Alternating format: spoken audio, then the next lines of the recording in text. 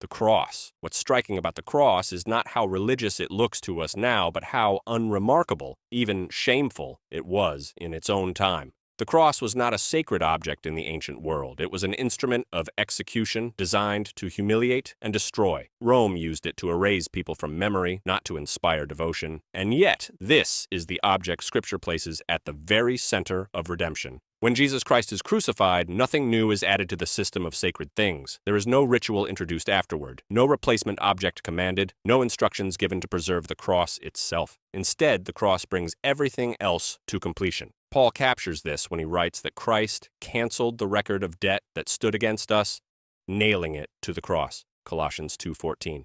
The language is deliberate. The cross doesn't become another altar. It ends the need for altars. It doesn't join the sacrificial system. It fulfills it. Hebrews explains that where there is forgiveness through Christ, there is no longer any offering for sin. Hebrews 10:18. That single sentence quietly closes the door on centuries of ritual. No object remains unfinished. No symbol waits for completion. What once required blood again and again is accomplished once and for all. The power of the cross is not in its wood or shape. It's in what happened there. Life offered willingly, judgment absorbed, separation healed. The cross becomes sacred not because it is revered, but because it marks the place where God met humanity at its lowest point and refused to turn away. That's why the New Testament never asks believers to seek out the cross as an object. It asks them to live in light of what the cross achieved. Everything that came before, the ark, the altar, the veil, the priesthood, was pointing here. And once the cross stands in history, nothing needs to take its place. The sacred no longer resides in objects that must be approached carefully. It moves closer still. Because what God does next is even more remarkable. He chooses to place His presence not on wood or stone, but within people themselves.